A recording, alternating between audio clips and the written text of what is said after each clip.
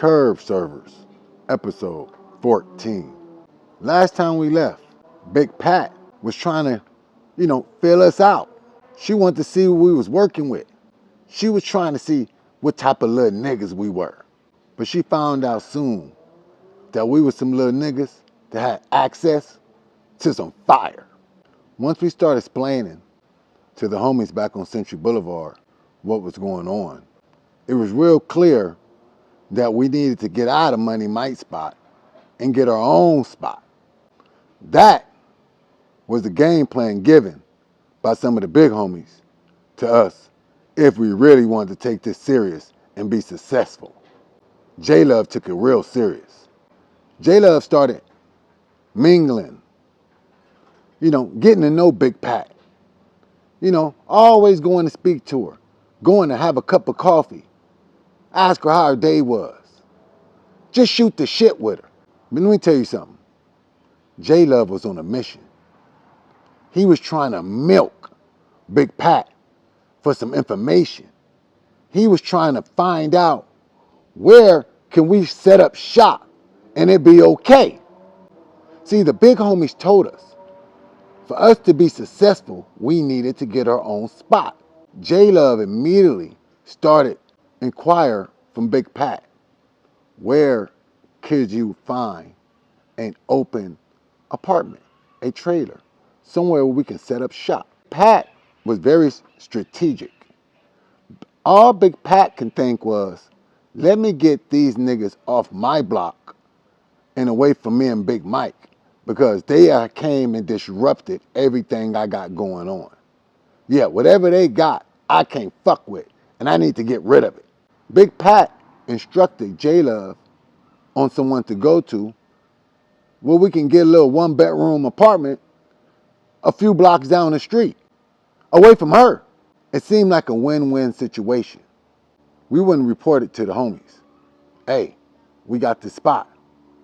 We need y'all to make sure y'all keep it coming. Now we're being taken serious. Boo, Yak, they pull up to the spot. They check it out. We've been working it for like a month or two at this point. They've been telling us every weekend, oh, we're going to pull up this weekend and check out this spot y'all got. See how certified it is. But after a couple months, they actually pulled up. Now at this point, Jap wasn't with us when we got the spot. Because when he first came out there, remember, he thought that this was a very tall mission. So when we went back to LA, he kind of went back to the block. Because, let me give you a little background on Jap. Jap was still healing up. Jap recently had been shot. Yeah, he had been popped. And see, this is why we listen to Jap a little bit sometime. Yeah, he had a set of experience that none of us had experienced. He was the second person on the block ever to get popped. Let me give you some background on this story, how Jap got popped. We was all on the block. We was on some wild boy shit. You know what I'm saying? We was acting like the California Avenue boys. We was running up to cars and running up to customers. Hey, what you want? You know what I'm saying? And it was all kind of wild shit going on. There was people, because we only sold dimes and doves, right? And we were supposed to be taking turns. But this is the origin on how taking turns was solidified at this moment. We were supposed to be taking turns, but you know how I get. Little niggas start getting wild and being undisciplined. And this is what was happening on the block. We was all running up to customers, how much you want? You want a 30? Here, I got $40 worth. Here, I got $50 worth. Oh, I can't go higher than that. The customer might get the 40 or the 50, depends on who offered the most. Yeah, it was becoming a crack auction block. We turned the block into a crack auction block for a hot minute. And it was crazy. It was all kind of fellas. And, even a couple of the homegirls that was on the block pushing that rock, they was involved in this too. We would run up to customers and we'd have a handful of rocks, depending on what they want. We'll start auctioning and competing about who's going to get the money. If you got $20, I got $30 worth of rocks for you. Maybe 25, maybe 35. The crack auction was crazy for a little bit. This is how the crack auction came crashing down. One day, it was only about maybe 4 of us out there, maybe 5 of us, and we was all participating in the crack auction. And this crackhead walked up. And when he walked up, maybe 5 of us ran up on the crackhead and said, hey, how much you want? How much you want? And he said, I got 80. 80 is enough to make some young niggas kind of jump out their shoes. You definitely got our attention. We all started offering, hey, I got 90 for you. Somebody said, hey, I got 100. Somebody said, hey, I got 110. Jap said, fuck it. I got $120 worth for you right here. Here you go. Homeboy said, nah, I'm done with everybody. I'm fucking with him. And he chose Jap. So we all went to walk away. He chose Jap. He made his choice. That was the rules of the game. When we went to go do the crackhead auction, whoever the crackhead chose, that was the end of the game. Everybody else walked away. There was no harassment. Everybody left it alone. So as we walked away, of course, we're nosy. We only walking a few feet away, going to stand over by the cars, listen to some music, and watch the transaction takes place. Jap said, hey, let me see the money. He's pulling out the money. He said, let me see the dope. Jap count out the dope, 120 worth. As Jap gives him the rocks, the crackhead reach into his back pocket and pull out a gun, and he popped Jap. Bow! We all ducked behind the cars. Jap hit the ground. The crackhead take off running. The homie Skeeter, the homie Jamski, J-Love, and another one of the homies or two grab up Jap. Everybody pick him up. They run him in the Skeeter house. Skeeter mother comes out. She said, what's going on? Everybody screaming, Jap got shot, Jap got shot. It's chaos. It's mayhem. Skeeter mother says, oh my God, I know he's not bleeding all over my rug.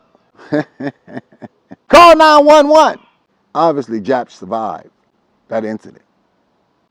But after that moment, Dirt Bike had a meeting on the block with everybody in the crew and anybody who was on the block pumping that crack. Because with nobody on the block pumping crack without Dirt Bike permission moving forward.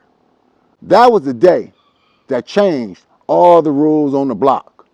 The day Jap got popped. Dirt Bike changed all the rules. Moving forward, everybody was taking turns. He came with some extreme rules originally. None of you niggas can sell individual around here no more. You out of control. You acting like kids. You acting like wild little things out here. Why are y'all running up the cars and running up the customers and auctioning off drugs like this is a game? Dirt Bike was pissed off. He put us on a modified program. He said, I tell you what, none of you niggas is buying double ups, selling nothing around here. All y'all shut down. From now on, I'm going to put one sack stashed in one spot. And everybody's going to sell out that sack. And everybody's going to get a certain payment according to how much work I see you doing. And that's what we're doing until you guys earn the trust to be able to hustle out here like some little hustlers. The fuck's going on? At this point, Dirt Bike had everybody's attention. It was getting dry. He was turning off the water. It was no more freelancing. It was new rules. And you had to earn your independence. At this point, it was only like 2 or 3 of the older homies that these rules didn't apply to. But all of the younger homies and everybody else, oh yeah, these rules apply to them, including me. We all had to go to this sack if we want to sell something on that block and turn that money into Dirt Bike. And on Fridays, just like a paycheck, you would get paid. Yeah, that was a new program installed. And that's the way Dirt Bike ran the block for a short while, till he got things under control. Yeah, it was a whole bunch of us out there, taking turns, spreading out, keeping it safe, making sure the police wasn't rolling up on us. Dirt Bike got things under control. Every Friday, he would break us off according to our classification within the crew. Yeah, things got real smooth. It was hard for the sheriffs at that point because at that point, we just blended into the community. We just looked like some regular, ordinary people walking around Century Boulevard. That is the end of Curve Servers, episode 14. Get your popcorn ready. We're not finished.